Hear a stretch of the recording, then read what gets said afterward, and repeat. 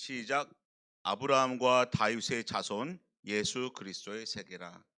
오늘 이 본문을 가지고 복의 개념이라는 제목으로 오늘과 그리고 다음 주 이어서 말씀을 전하고자 합니다. 하나님은 어떤 분이실까요? 하나님은 복 주시는 분입니다. 그리고 하나님은 복 주시기를 원하시는 분입니다. 창세기 1장 28절에 하나님의 형상대로 창조한 영혼들에게 하나님께서는 가장 먼저 복을 주셨습니다. 1장 27절에 보면 하나님이 자기 형상 곧 하나님의 형상대로 사람을 창조하시되 남자와 여자를 창조하시고 하나님이 그들에게 복을 주시며 그들에게 이루시되 생육하고 번성하여 땅에 충만하라 라고 계속 말씀하고 있습니다. 또한 에베소서 1장 3절에 보면은 하나님께서는 그리스도 안에서 하늘에 속한 모든 신령한 복을 주시는 분이라고 말씀하고 있습니다. 찬송하리로다 하나님 곧 우리 주 예수 그리스도의 아버지께서 그리스도 안에서 하늘에 속한 모든 신령한 복으로 우리에게 복 주시되라고 되어 있죠. 그러니까 우리는 성도는 하늘의 모든 신령한 복을 받고 세상에 온 사람들인 것이죠. 그리고 민수기 6장 24절에 우리가 너무나 잘 알고 있는 말씀이죠. 여호와는 내게 복을 주시고 너를 지키시기를 원하며 라고 되어 있습니다. 하나님이 원하시는 것은 복을 주기를 원한다는 것이죠. 하나님께서는 자기 스스로를 복을 주시기를 원하는 분이라고 모세를 통해서 소개를 하고 있습니다. 그런데 오늘 본문 마태복음 1장 1절에 보면 마태복음 기자는 예수 그리스도를 소개할 때 아브라함과 다윗의 자손이라고 그 두 명을 특별히 지목해서 설명을 하고 있습니다. 복의 근원 대신 예수 그리스도를 소개할 때 왜 아브라함과 다윗의 자손이라고 했을까요? 성경에 나타난 수많은 인물들 중에 아브라함과 다윗의 자손으로 예수 그리스도를 소개한 이유에 대해서 복의 측면에서 살펴보도록 하겠습니다. 첫째, 아브라함이 받은 복은 무엇이었을까요? 창세기 12장 1절을 보도록 하겠습니다. 창세기 12장 1절입니다.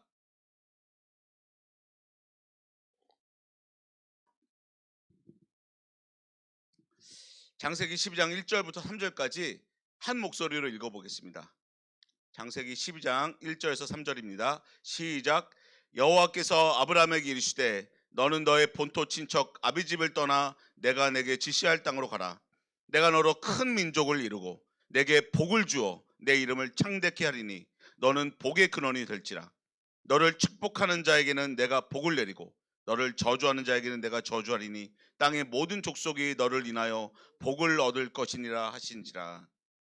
아멘. 여호와께서는 갈대아 우르에 있었던 아브라함에게 본토와 친척과 아비집을 떠나 지시할 땅으로 가라고 말씀하셨습니다. 그리고 그곳에서 그 지시할 땅에서 큰 민족을 이루어 복을 주시고 이름을 창대케 하여 복의 근원이 되게 해주시겠다고 약속해 주셨습니다. 여기 본문에 나오는 복이라는 단어는 히브리어로 바라크를 모두 사용하고 있습니다. 복, 축복, 복, 복. 복이 총 5번 나오는데요. 5번 모두 다 한 단어 바라크를 사용하고 있습니다. 바라크는 구약 성경에 330번 정도 나옵니다. 거의 대부분 복, 찬양이라는 의미로 해석이 되는데 몇 군데에서는 그 상형적 의미 그대로 나옵니다. 뭐냐? 무릎을 꿇다라는 의미입니다. 그러니까 하나님께서 아브라함에게 축복하신 것은 하나님께서 아브라함에게 말씀하신 복의 본질은 무릎을 꿇어라 라는 의미인 것이죠. 창세기 24장 11절에 보면은 엘리에셀이 이삭의 아내를 구하기 위해 하란에 가서 낙타에게 물을 먹이기 위해 무릎을 꿇게 하는 장면에서 꿇렸으니라는 동사로 사용된 단어가 바로 오늘 복으로 해석된 바라크입니다. 그리고 역대하 6장 13절에서 솔로몬이 성전 건축을 마치고 여호와 앞에 무릎을 꿇고 이스라엘 백성들을 축복하는 장면에서 무릎을 꿇고에 사용된 단어가 또한 바라크입니다. 그리고 시편 95편 6절에서 여호와 앞에 무릎을 꿇자라고 하는 말씀에 사용된 단어 또한 바라크입니다. 제가 역대하 6장 13절만 읽어보겠습니다. 솔로몬이 이왕의 노스로 대를 만들었으니 장이 5규빗이요 광이 5규빗이요 고가 3규빗이라. 뜰 가운데 두었더니 저가 그 위에서 서서 이스라엘 회중 앞에서 무릎을 꿇고 하늘을 향하여 손을 펴고라고 되어 있습니다. 솔로몬 왕이 성전 건축을 마치고 이스라엘 백성들을 위해 하나님께 기도하며 축복을 빌어주는 장면에 그 복의 원리대로 무릎을 꿇고 기도하는 장면이 나온 것이죠.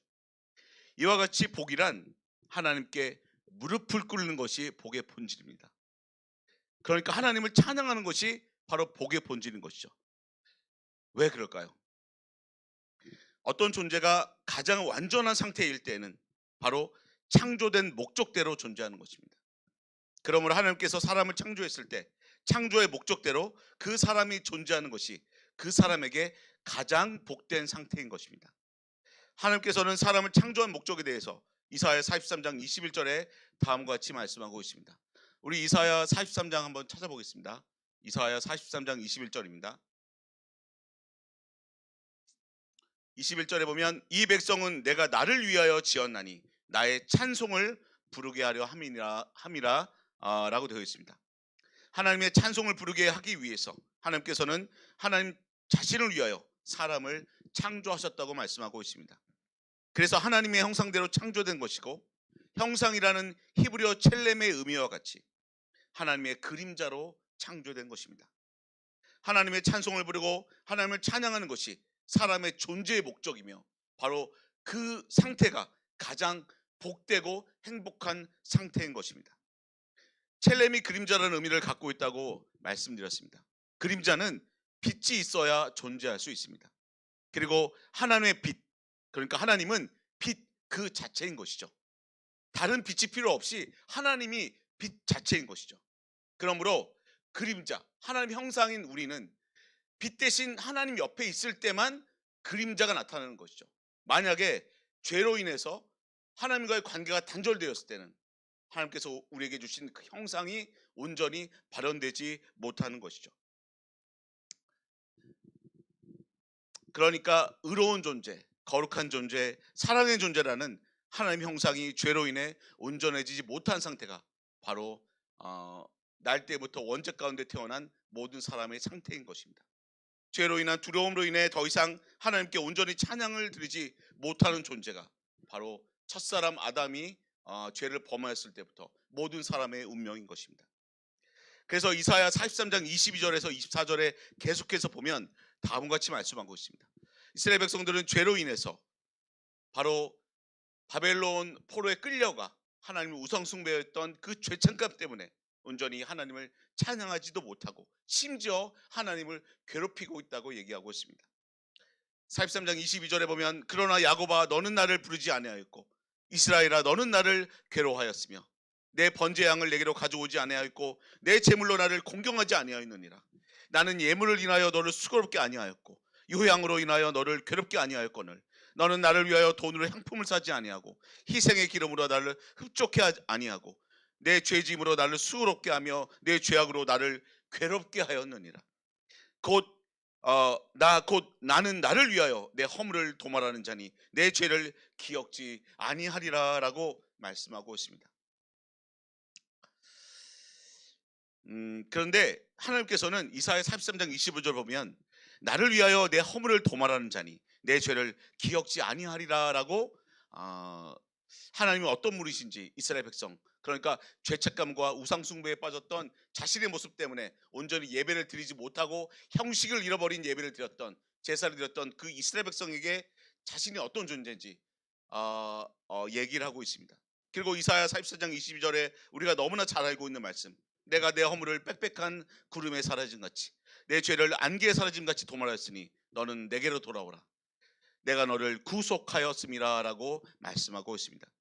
바벨론 포로에서 돌아왔지만 죄책감으로 인해 하나님께 온전한 제사를 드리지 못하고 있는 이스라엘 백성들을 향해 하나님께서는 예수 그리스도의 십자가 보혈로 모든 허물과 죄를 도말해 주셨고 구속해 주셨다고 말씀하고 있는 것입니다.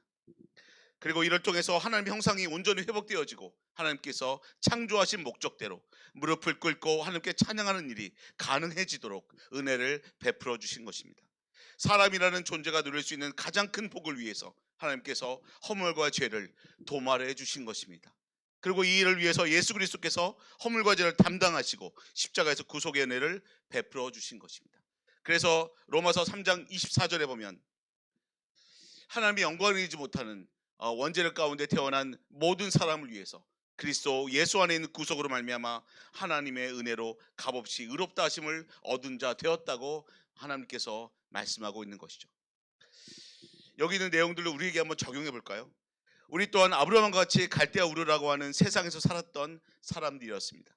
그리고 죄로 인해 하나님을 떠나 존재의 목적과는 상관없이 죄와 저주와 사망의 길을 향해 가고 있었던 사람들이었습니다.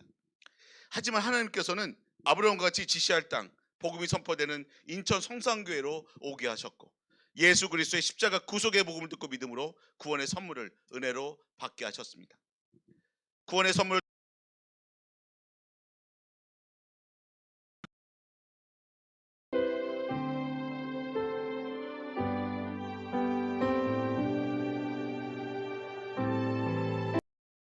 라는 것을 바로 알고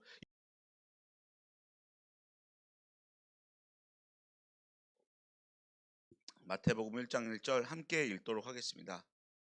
시작.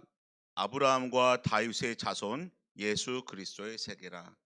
오늘 이 본문을 가지고 복의 개념이라는 제목으로 오늘과 그리고 다음 주 이어서 말씀을 전하고자 합니다.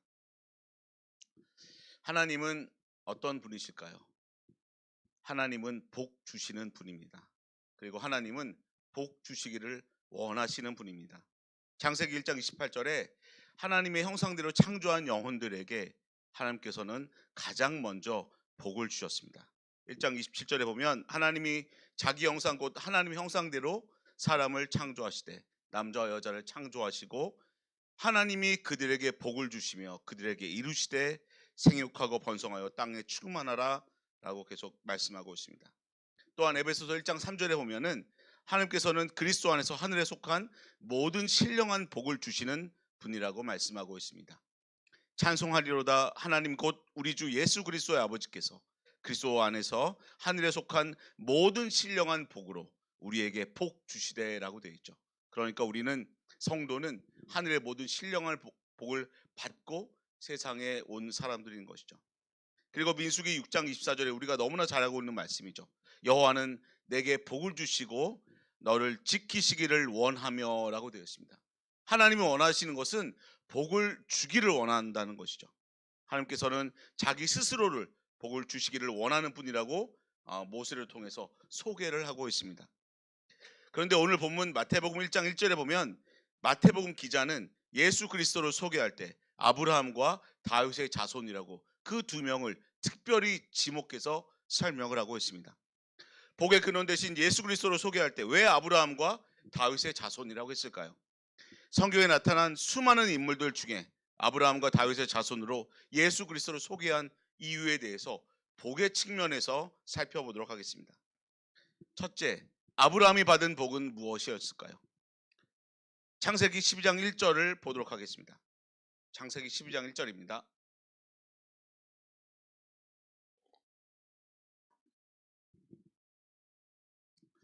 창세기 12장 1절부터 3절까지 한 목소리로 읽어보겠습니다. 창세기 12장 1절에서 3절입니다. 시작. 여호와께서 아브라함에게 이르시되 너는 너의 본토 친척 아비집을 떠나 내가 내게 지시할 땅으로 가라. 내가 너로 큰 민족을 이루고 내게 복을 주어 내 이름을 창대케 하리니 너는 복의 근원이 될지라. 너를 축복하는 자에게는 내가 복을 내리고 너를 저주하는 자에게는 내가 저주하리니 땅의 모든 족속이 너를 인하여 복을 얻을 것이니라 하신지라. 아멘. 여호와께서는 갈대아우르에 있었던 아브라함에게 본토와 친척과 아비집을 떠나 지시할 땅으로 가라고 말씀하셨습니다. 그리고 그곳에서 그 지시할 땅에서 큰 민족을 이루어 복을 주시고 이름을 창대케 하여 복의 근원이 되게 해주시겠다고 약속해 주셨습니다. 여기 본문에 나오는 복이라는 단어는 히브리어로 바라크를 모두 사용하고 있습니다. 복, 축복, 복, 복이 총 5번 나오는데요. 5번 모두 다 한 단어 바라크를 사용하고 있습니다. 바라크는 구약 성경에 330번 정도 나옵니다. 거의 대부분 복, 찬양이라는 의미로 해석이 되는데 몇 군데에서는 그 상형적 의미 그대로 나옵니다. 뭐냐? 무릎을 꿇다라는 의미입니다. 그러니까 하나님께서 아브라함에게 축복하신 것은 하나님께서 아브라함에게 말씀하신 복의 본질은 무릎을 꿇어라라는 의미인 것이죠. 창세기 24장 11절에 보면은 엘리에셀이 이삭의 아내를 구하기 위해 하란에 가서 낙타에게 물을 먹이기 위해 무릎을 꿇게 하는 장면에서 꿇렸으니라는 동사로 사용된 단어가 바로 오늘 복으로 해석된 바라크입니다. 그리고 역대하 6장 13절에서 솔로몬이 성전 건축을 마치고 여호와 앞에 무릎을 꿇고 이스라엘 백성들을 축복하는 장면에서 무릎을 꿇고에 사용된 단어가 또한 바라크입니다. 그리고 시편 95편 6절에서 여호와 앞에 무릎을 꿇자라고 하는 말씀에 사용된 단어 또한 바라크입니다. 제가 역대하 6장 13절만 읽어보겠습니다. 솔로몬이 이왕의 노스로 대를 만들었으니 장이 5규빗이요 광이 5규빗이요 고가 3규빗이라 뜰 가운데 두었더니 저가 그 위에서 서서 이스라엘 회중 앞에서 무릎을 꿇고 하늘을 향하여 손을 펴고라고 되어 있습니다. 솔로몬 왕이 성전 건축을 마치고 이스라엘 백성들을 위해 하나님께 기도하며 축복을 빌어주는 장면에 그 복의 원리대로 무릎을 꿇고 기도하는 장면이 나온 것이죠. 이와 같이 복이란 하나님께 무릎을 꿇는 것이 복의 본질입니다. 그러니까 하나님을 찬양하는 것이 바로 복의 본질인 것이죠. 왜 그럴까요? 어떤 존재가 가장 완전한 상태일 때는 바로 창조된 목적대로 존재하는 것입니다. 그러므로 하나님께서 사람을 창조했을 때 창조의 목적대로 그 사람이 존재하는 것이 그 사람에게 가장 복된 상태인 것입니다. 하나님께서는 사람을 창조한 목적에 대해서 이사야 43장 21절에 다음과 같이 말씀하고 있습니다. 우리 이사야 43장 한번 찾아보겠습니다. 이사야 43장 21절입니다. 21절에 보면 이 백성은 내가 나를 위하여 지었나니 나의 찬송을 부르게 하려 함이라 라고 되어 있습니다. 하나님의 찬송을 부르게 하기 위해서 하나님께서는 하나님 자신을 위하여 사람을 창조하셨다고 말씀하고 있습니다. 그래서 하나님의 형상대로 창조된 것이고 형상이라는 히브리어 첼렘의 의미와 같이 하나님의 그림자로 창조된 것입니다. 하나님의 찬송을 부르고 하나님을 찬양하는 것이 사람의 존재의 목적이며 바로 그 상태가 가장 복되고 행복한 상태인 것입니다. 첼렘이 그림자라는 의미를 갖고 있다고 말씀드렸습니다. 그림자는 빛이 있어야 존재할 수 있습니다. 그리고 하나님의 빛, 그러니까 하나님은 빛 그 자체인 것이죠. 다른 빛이 필요 없이 하나님이 빛 자체인 것이죠. 그러므로 그림자, 하나님 형상인 우리는 빛 대신 하나님 옆에 있을 때만 그림자가 나타나는 것이죠. 만약에 죄로 인해서 하나님과의 관계가 단절되었을 때는 하나님께서 우리에게 주신 그 형상이 온전히 발현되지 못하는 것이죠. 그러니까 의로운 존재, 거룩한 존재, 사랑의 존재라는 하나님의 형상이 죄로 인해 온전해지지 못한 상태가 바로 날 때부터 원죄 가운데 태어난 모든 사람의 상태인 것입니다. 죄로 인한 두려움으로 인해 더 이상 하나님께 온전히 찬양을 드리지 못하는 존재가 바로 첫사람 아담이 죄를 범하였을 때부터 모든 사람의 운명인 것입니다. 그래서 이사야 43장 22절에서 24절에 계속해서 보면 다음과 같이 말씀하고 있습니다.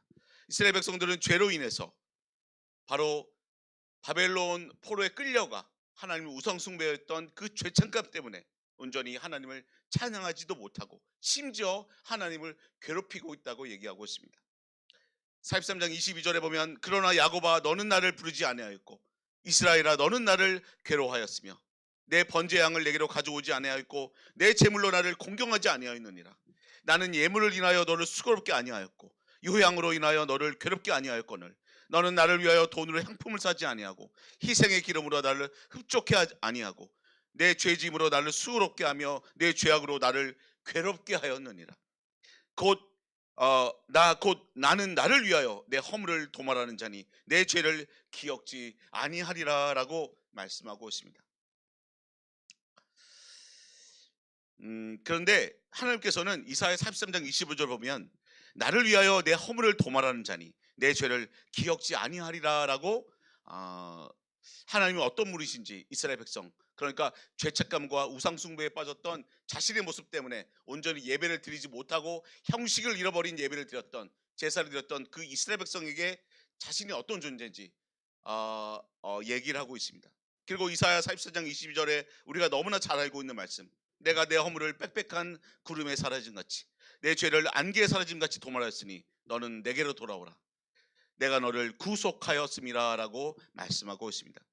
바벨론 포로에서 돌아왔지만 죄책감으로 인해 하나님께 온전한 제사를 드리지 못하고 있는 이스라엘 백성들을 향해 하나님께서는 예수 그리스도의 십자가 보혈로 모든 허물과 죄를 도말해 주셨고 구속해 주셨다고 말씀하고 있는 것입니다. 그리고 이를 통해서 하나님의 형상이 온전히 회복되어지고 하나님께서 창조하신 목적대로 무릎을 꿇고 하나님께 찬양하는 일이 가능해지도록 은혜를 베풀어 주신 것입니다. 사람이라는 존재가 누릴 수 있는 가장 큰 복을 위해서 하나님께서 허물과 죄를 도말해 주신 것입니다. 그리고 이 일을 위해서 예수 그리스도께서 허물과 죄를 담당하시고 십자가에서 구속의 은혜를 베풀어 주신 것입니다. 그래서 로마서 3장 24절에 보면 하나님의 영광을 이기지 못하는 원죄를 가운데 태어난 모든 사람을 위해서 그리스도 예수 안에 있는 구속으로 말미암아 하나님의 은혜로 값없이 의롭다 하심을 얻은 자 되었다고 하나님께서 말씀하고 있는 것이죠. 여기 있는 내용들을 우리에게 한번 적용해 볼까요? 우리 또한 아브라함과 같이 갈대아 우르라고 하는 세상에서 살았던 사람들이었습니다. 그리고 죄로 인해 하나님을 떠나 존재의 목적과는 상관없이 죄와 저주와 사망의 길을 향해 가고 있었던 사람들이었습니다. 하지만 하나님께서는 아브라함과 같이 지시할 땅, 복음이 선포되는 인천 성산교회로 오게 하셨고 예수 그리스도의 십자가 구속의 복음을 듣고 믿음으로 구원의 선물을 은혜로 받게 하셨습니다. 구원의 선물을 통해 아브라함과 같이 죄와 저주와 사망의 길에서 의와 복과 영생의 길로 옮겨주신 것입니다. 그래서 로마서 4장 22절에서 25절 말씀에 보면 아브라함이 의롭다함을 얻은 복은 바로 믿음으로 의롭다함을 얻은 우리들 한 명 한 명을 위한 것이라고 말씀하고 있는 것이죠. 로마서 4장 23절에 저에게, 그러니까 아브라함에게 의로 여기셨다 기록된 것은 아브라함만 위한 것이 아니요 의로 여기심을 받을 우리도 위함이니 곧 예수 우리 주를 죽은 자 가운데 살리신 이를 믿는 자니라라고 말씀하고 있습니다. 그러므로 아브라함이 받은 복은 예수 그리스도의 십자가 구속을 통해 의롭다함을 얻고 생명의 빛 대신 예수 그리스도의 복음으로 하나님의 형상이 회복되어 하나님께 무릎을 꿇고 두 손 들어 찬양할 수 있도록 신분이 회복된 것을 의미합니다. 그러니까 하나님의 은혜로 예배가 회복된 복을 아브라함이 받은 것입니다. 그래서 아브라함은 가는 곳곳마다 단을 쌓고 하나님 옆에 제사를 드렸던 것이죠. 한마디로 아브라함의 복은 예배의 복입니다. 하나님께 예배드릴 수 있는 것 자체가 복인 것입니다. 그리고 하나님께서 가장 원하시는 복이 바로 예배의 복인 것입니다. 우리 한번 상상을 해보았으면 합니다. 광야와 같은 인생길에서 낙타가 무릎을 꿇는다는 것은 어떤 의미일까요? 낙타는 무릎을 꿇을 때 바로 주인을 자기 등에 태우기 위해서 무릎을 꿇는 것입니다. 그리고 낙타의 운명은 어떤 주인을 자신의 등에 태우느냐에 따라서 결정되는 것입니다. 악한 주인을 만나게 되면 자기를 실컷 이용해 놓고 자기의 배가 고프다는 의미로 그 낙타를 죽여서 고기를 먹을 것입니다. 그리고 그보다 덜 악하지만 자기를 순전히 이용만 하는 주인을 만나게 되면 맹수가 달려들었을 때 낙타를 버리고 도망할 것입니다. 하지만 우리의 선한 목자 되신 예수 그리스도께서는 우리의 등에 타서 우리의 갈 길을 인도하시는 그 예수 그리스도께서는 바로 우리를 위해서 생명을 바치신 선한 목자 되신 그분 아니겠습니까? 우리가 하나님 앞에 무릎을 꿇는다는 것은 전능하신 창조주 하나님을 내 등에 태우는 것과 같다고 할 수 있습니다. 우리가 신령과 진리로 예배를 드릴 때 바로 하나님께서는 내 등에 타서 내 길을 인도해 주시고 모든 저주와 어려움을 극복해 주시고 복을 주시기를 우리에게 약속해 주시는 것이죠. 그러므로 하나님 앞에 무릎을 꿇는 것, 그러니까 예배는 하나님께서 예수 그리스도를 통해서 주신 최고의 복인 것입니다. 우리가 이 복을 바로 알고 예배를 가장 사모하는 우리들이 되어야겠습니다. 교회에서 헌신을 통해 받는 상급의 복이나 가정에서 받는 후손의 복이나 세상에서 받는 재물의 복이나 명예의 복보다 우리는 예배의 복을 더욱더 사모해야겠습니다. 예배의 복을 내가 온전히 누리고 있다면 저는 그것만으로도 충분합니다. 이런 고백이 우리 입술에서 나와야겠습니다. 하나님 앞에 1대1로 무릎을 꿇고 온전한 예배를 드리는 것만큼 복된 것은 없습니다. 함께 기도하겠습니다. 사랑과 은혜가 풍성하신 하나님 아버지, 예수 그리스도의 십자가 구속의 은혜를 통해 하나님의 자녀된 백성으로 예배의 특권을 허락해 주심에 감사를 드립니다. 하나님 앞에 무릎을 꿇고 예배를 드리는 것이 가장 큰 복이라는 것을 바로 알고 예배 우선순위의 삶, 예배의 생명을 거는 삶이 되는 성산의 모든 권속들이 되게 하여 주시옵소서. 특별히 이번 주에 있을 학생부 동계 수련을 위해서 기도하오니 그 수련회를 친히 주관하여 주셔서 자라나는 다음 세대들이 온갖 거짓교리와 이단 그리고 세속주의와 인본주의에 흔들리거나 휩쓸리지 않고 오직 예수 그리스도 안에서 하나님으로부터 받은 말씀으로 올바른 분별력을 가지고 세상에서 빛과 소금의 역할을 잘 감당할 수 있도록 영적으로 삶적으로 크게 성장하는 시간이 되게 하여 주시옵소서. 이 모든 말씀 우리 구주 예수 그리스도의 이름 받들어 기도드렸습니다. 아멘. 계속해서 담임 목사님과 교회를 위해서 기도해 주시고 교회 안에는 환우들과 어려움에 처한 여러 형제들과 가정들 위해서 기도해 주시고 각자 기도 제목을 위해서 기도하는 시간을 갖도록 하겠습니다.